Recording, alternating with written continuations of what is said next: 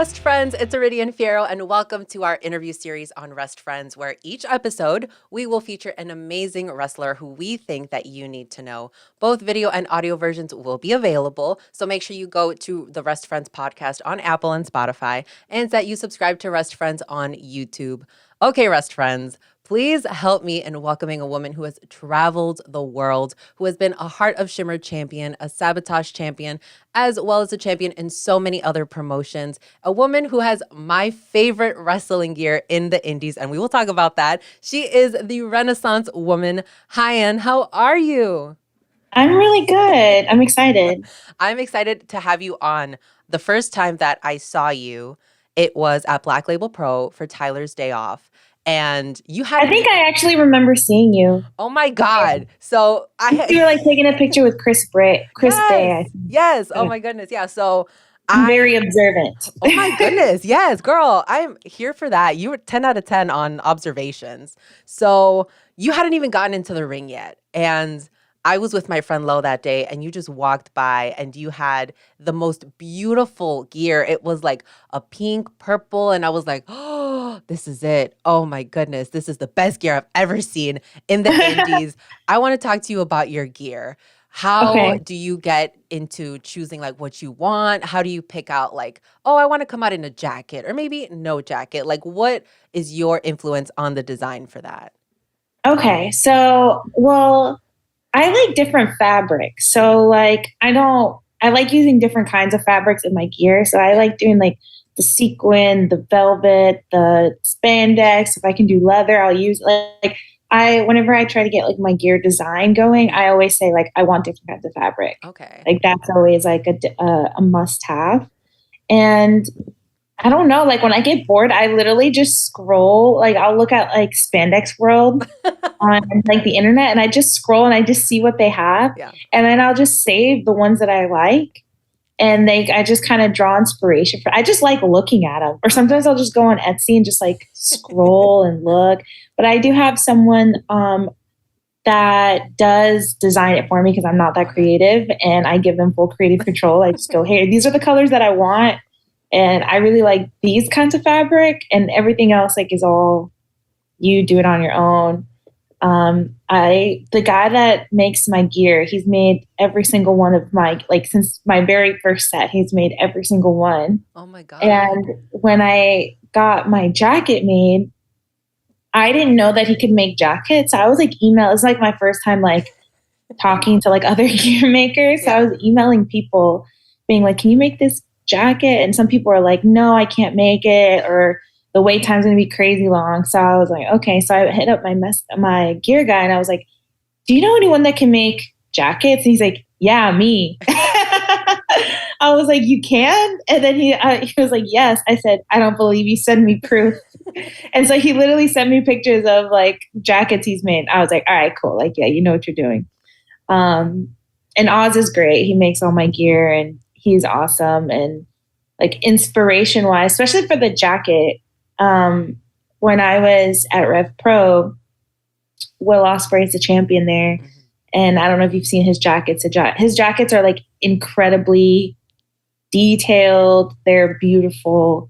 And I would always see him like, God, that looks so cool. Like I want something like that. Yeah. And for the longest time, I didn't want to get a jacket because I was like, everybody has a jacket. Like I want to be different. But then I was like, I saw his jacket. I was like, no, that's different. You know, that's cool. Yeah. So when I was trying to get it designed, they're like, you know, what are you looking for? I was literally sending pictures of like his jacket. I was like, I like this, like something different fabric, something over the top, like different, cool, like as extravagant as you want to make it, like let's go for it. And they killed it. It really is like a showstopper. It really is. Like, It's so funny because I'm just like, everyone talks about the jacket and I'm just like I wrestle too, you know? You're like, there's other parts of this. It's not just. Yeah. This is it's only part of the package. It's not the only part of the package. So I know that when you were little, you used to go to Lucha Libre shows. So talk to me a little bit about that. Were you already in like the wrestling world when you were a little girl, or was Lucha Libre kind of the first thing that introduced you to professional wrestling? So my grandpa is like a huge wrestling fan. I feel like everybody's grandpa was a huge wrestling fan, but mine specifically was, and he would go to like the lucha shows in Mexico, and when it was like still the territories before like WWE like took over, my mom and my aunts would go to do like local wrestling shows like in Houston. And so it was just something that like I just kind of grew up around. When I got older, I really got into WWE because like my cousins and my grandpa showed me, and I didn't know anything outside of WWE. I just thought like WWE was wrestling. I didn't know anything existed outside of it. So I would I would go to like every time they came to Houston. I was there all the time. I remember back in the day, obviously like before like the internet was like super big. They would have like a little banner at the bottom of the screen being like, oh yeah, like these are the cities we're coming next. And I would just be like, oh my God, like just watching it, like waiting for Houston to come up. And if Houston came, I'd be like, Mom, we gotta go. And sometimes like it would be like, we just saw them like a week ago. And I'm like looking like, are they coming back already? Like, so it was, I did go to a lot of like WWE shows as a kid. Okay. So I know that right now, you trained in Houston and for Booker T's wrestling school. Talk to me about how that came to be, because I know that I think you were at a show and you saw him and you're like, how do I become a professional wrestler? What was that like for you, going up to him and just being like, okay, well, I want to be a professional wrestler. Let me go talk to him and see if he can help me out. So I went to a Christmas Chaos show for reality wrestling. And it's like at the time was like the biggest show of the year. And so him and Stevie Ray were there. I think the Usos were there too, if I remember correctly. And I just like, I think it was like, you could take photos with Booker after the show.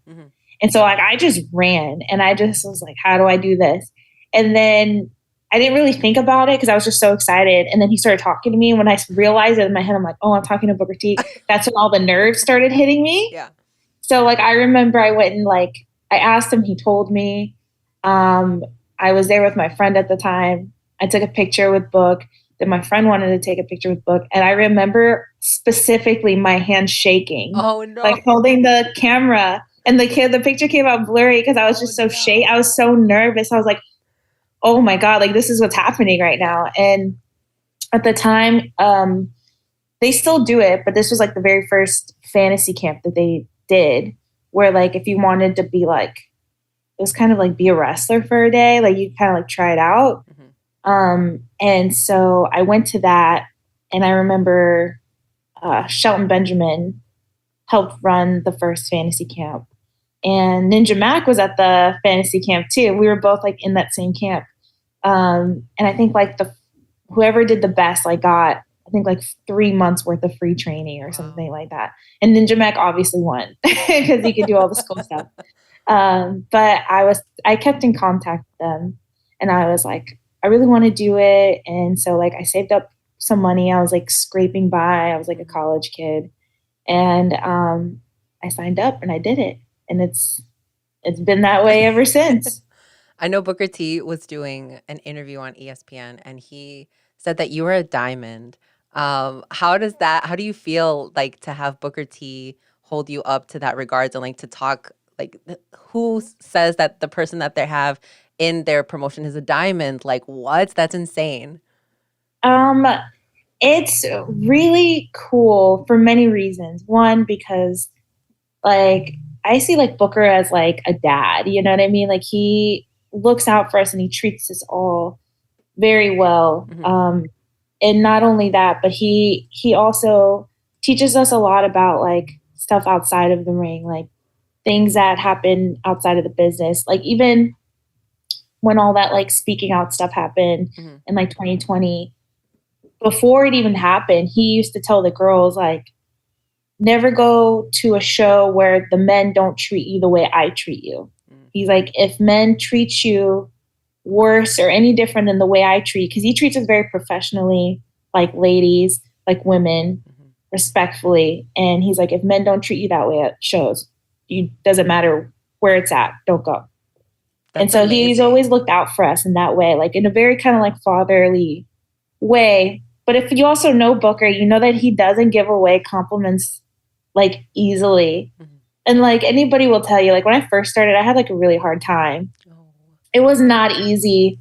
And it's not easy to get books like stamp of approval. Like it's very much earned. Mhm. So for him to say that, like I know what it takes. And so I don't take it for granted how he views me. For example, like this last weekend, I just show up to the show and I'm just like, okay, like I'm probably going to be wrestling maybe later on in the card, like in the middle somewhere. Cool. I get there and they're like, your main event. And I was like, what? And I know how Booker sees me and I know like the regard that he holds me in. And for him to put me in the main event and then I have to be like, all right, scrap the match we had. We have to have a main event match. Like we got to do this. And so that means a lot. It really does. That's amazing. And what a great change, because we know that, well, a lot of women have come out, like the women we used to watch wrestle, how their experience was in wrestling. And it wasn't at all what you're saying it is now. So I'm glad that there's a space that women can go to and be, treated professionally like, everyone else. I will say that reality wrestling is like, when I saw like the speaking out stories, I didn't have one myself, Mhm. but it was because like the guy, not just Booker himself, but Charmel and the guys there all look after the girls and are very respectful, but they also hold us to the same standards as the men. They don't go easy on us. But it's cool because the guys would be like, all right, if somebody tells you this, like that's not okay. If someone tries to do this with you, that's not okay. If this happens, you need to tell Charmel. Charmel will take care of it. So it's a great place. I love that. I love to hear that. Oh my goodness. Um, so your wrestling has been able to take you around the world. Talk to me about some of your favorite places that you've been to, that you've had matches in, outside of the US. Um, One that stands out to me was when I was in Japan. I was there with Marvelous primarily, but I did get to wrestle for like other companies while I was there. Mhm. And I did like this like 4-day tour in Sendai for Sendai Girls for Satomura's company. And I got to like tag with Aja Kong and I got to wrestle against Mako in a tag match. And I thought that was like I was like, holy crap, this is insane. Like, I even afterwards, I was like, Aja, can I take a picture with you? And it was so cool. I was like, what is life right now? How am I tagging with Aja Kong against Meiko Satomura? That makes no sense. You had a dark match for the Ring of Honor's Women's World Championship against Mercedes Martinez, and it was a great match. And afterwards, I think, okay, so before the match started, she looks at you and I think she said, "I know you." Mhm. And then afterwards, she gave you a hug and you guys had like a little mini conversation. What was said? Do you remember at all what happened in that? I honestly don't even remember because it was just so like crazy. Well, not only because like her and I have wrestled before, and I really look up to her, and she's someone like I've gone to her seminars, like I've sought out knowledge from her.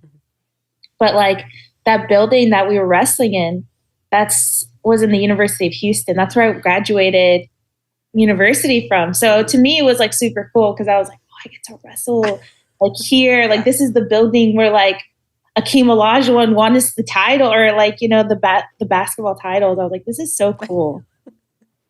So you've also had matches with, Chris Statlander, like you said, Mercedes Martinez, Ruby Soho, Roxy, who I also love. That's just to name a few. So who do you think has been your greatest opponent so far in the ring? My greatest opponent, Yeah. I have two. Okay.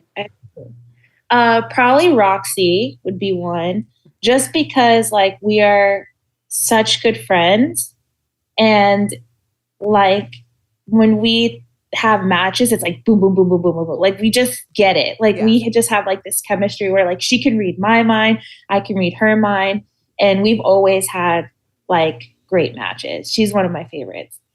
And the other one would probably be Giselle Shaw. Oh. We clicked when I was at Rev Pro, we clicked so well. Like we had the first match we had was like in a tournament in the second round, and I had wrestled like I was wrestling 3 times that day, and we've never met each other before. I knew of her, but we never met, and we never wrestled each other before. And sometimes, like when you wrestle someone for the first time, you're like, I don't know how this is gonna go. Like like we could talk about it, and it can like you might think it go well, but you can't really assess their skill level until you're like in there with them. Yeah.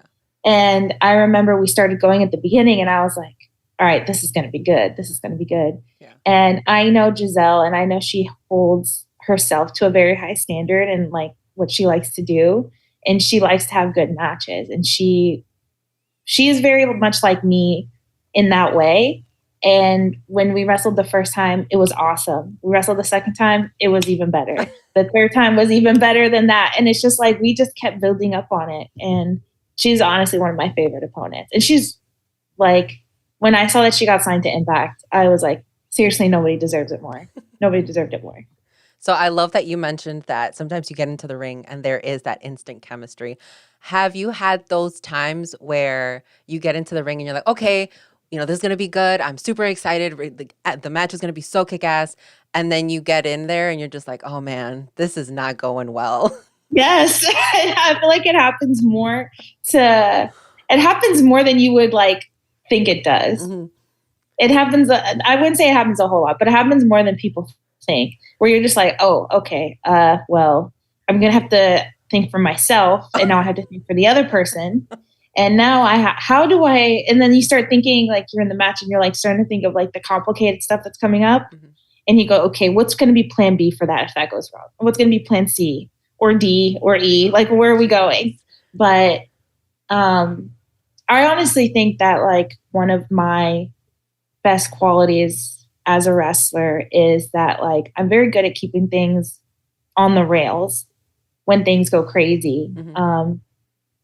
And I feel like people tend to have their best matches with me because I can bring out the best in them. People say I'm really good at like figuring out what they're good at and then making that better and then hiding their flaws. I'm really good at that. But yeah, I think that's where I thrive. I love that people tell you that. In the match that I watched you in, there was just something about like not only the way that you worked in the ring, but also how you were interacting with the audience, which I'm like, okay, like this match is good, but it's even better because there's just a way that they are interacting with us. And I love the way that you interact with the crowd. But I want to talk about some of your fan interactions that you've had. Do you have one that stands out or some of your favorite ones? Like, do you ever get little girls come up to you, or is it just like, maybe are you surprised that like a man came up to you and was like, oh my God, yeah, this was amazing. Like, talk to me about some of those. There is a fan in Houston. So if you wrestle in Houston, you've met this man. His name is Colton. He comes to literally all of the shows, and he is like my favorite little fan because he's always cheering me on. He always brings me like little sweets. He'll bring me like a cupcake. He'll bring me like Oreos, and he always shows up in like a HYAN t-shirt. He always makes HYAN signs, and he like is the sweetest little boy. I love that. Oh my God. Yeah. He used to be like, when he was really little, he'd be like, you're my girlfriend. Oh. And you're like, if you keep bringing those posters, I sure am. Like, yeah. Keep bringing the cupcakes. So keeping on the topic of your fans, do you have any hidden talents that your fans might not know of? I know there was like an Instagram picture from like a long time ago where you were playing the saxophone or you were playing the piano. Talk to me a little bit about that. Yeah, so I do play the saxophone. It's been a minute since I've played it because it's in my storage unit, but I've been wanting to get it out.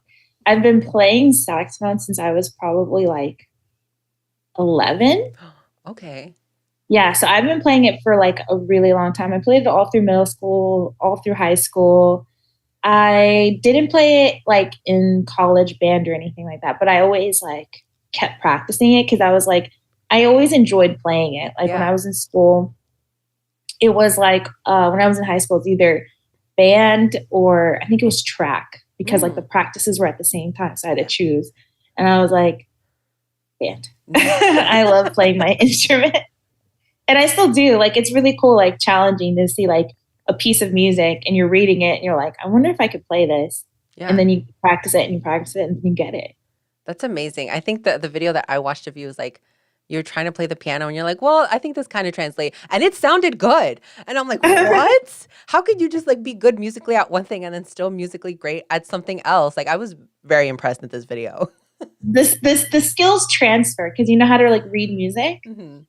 Reading piano is not that hard for me. Yeah. It's just like when you get to like the bass, the deeper notes, that's where it gets hard because it's on a different clef. So then it's like, I don't know how to read bass clef. Like, I could have stopped and learned, but like saxophone's not on bass, it's on treble. So I was like, I can play on treble, I can't play on bass. You're like, I don't know how people play on bass. Alrighty, so it is time for our next part of this interview. And it is going to be a game called 10 out of 10. So I'm going to give you a scenario and you will rate it on a scale from 0 to 10. 0 being the absolute worst, but 10 being incredible. Alrighty, okay. So are you ready for your first question or your first scenario? Yes. Okay, number 1, taking a bump. It's like a 4. Now it's like a 4. I'm getting old. Okay. I feel it now. You're like, it's getting to me now. Yeah. Alrighty, the second one, winning your first match. Ooh, 10. Oh, okay. All right, meeting Booker T. Like 8. Just because I'm used to it now. You're like, yeah, 8. Winning the first match, 10. Booker T, 8. Solid. Yeah. Losing your first match. I'd still say like 7. Okay, that's good. Winning and losing, wins and losses don't matter. The quality of the matches won't matter. Look at that. That is the right answer. That is the 10 out of 10 answer. Yes. Alrighty, appearing on Monday Night Raw. That was a 10. Okay. Talk to me a little bit about that. Were you excited? Were you nervous? I would have been shitting myself. So I surprisingly was not nervous. And I felt like people were trying to get me to be nervous because they could tell I wasn't nervous. Because I remember Naya was like, are you nervous? And I go, no. And she was like, well, there's like thousands of people out there and millions of people watching on TV. And I was like, yeah, but I'm just not nervous. I was like, I'm here to get beat up. You know what I mean? Like, I can't really mess that up, you know? Yeah. I mean, I guess you could, but I doubt it. I'm a professional, okay? I got this. Yeah. So wrestling in front of Booker is more nerve-wracking than wrestling in front of thousands of people in the Toyota Center. Oh, that's interesting. So let me add that one. Wrestling in front of Booker T. That's a 4, 5. Oh my God. That's intimidating. It's stressful. It's very intimidating because sometimes they'll hit you with the freeze that and you're just like, oh shit. Like he's about to like if you do something wrong, he'll just stop you right there and be like, start critiquing you. And you're just like, oh, okay. It's like, or sometimes it's just like the nerves just get the better of you. You know, it's like I get more nervous in wrestling in front of him because like I want to impress him. You know what I mean? Like I want him to hold me in that high regard. So it's more pressure. Goodness. Okay. Appearing on AEW Dark. I'd say it's a 7. Okay. That's good. Yeah. Yeah. I say that because it was still like pandemic when I first did it. So there was no like crowd. Okay. Yeah. So there was one aspect less to have to worry about. All just your in-ring stuff. Yes. Okay. So winning your first championship.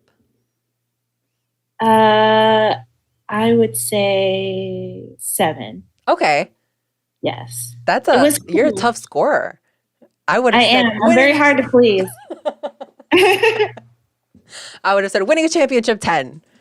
But okay. If it was so my first championship was a 7, but winning the Reality of Wrestling Diamond Champion was a 10. Okay. On the video, you could see me cry. Oh. And is that like the only time that you've gotten emotional when you've won a title, or do you kind of have that feeling? No, I cry all the time.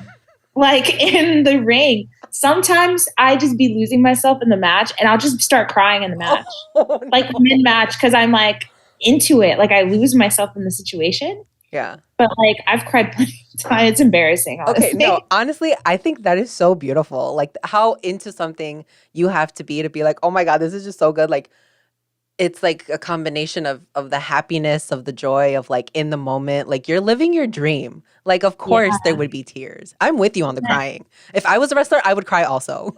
When I wrestled Gino Medina, who's like, he really had like, he was like the head trainer at Reality of Wrestling. Mhm. So like when I finally got to wrestle him, we got to the back, I just started crying. And he looked at me and he just like, are you okay? And I was just like, I'm just so happy. And he was just like, okay, but there's no crying in wrestling. And then he just like pushed me, he was like, ew, stop. You're like, but there's crying right now. Yeah. But he thought it was funny. He was just like, oh my God, you're such a crybaby. Oh my goodness. Well, I have had such a blast in this interview. You have been amazing. Thank you so much for your time. What do you have coming up? Where can our listeners look forward to? Where can they find you next? We have Reality of Wrestling, I believe it's September 10th in Texas City. We also have New Texas Pro on August 27th. And where can our listeners find you on social media? I am at the HYAN, THEHYAN on Instagram, and on Twitter it's _ the HYAN. HYAN, thank you so much. I am so grateful for you and I love your gear. Again, that is the 10 out of 10 for me is your gear. It is a 10 out of 10. That one is the 10 out of 10. Alrighty, thank you so much for your time. I really appreciate you. Thank you.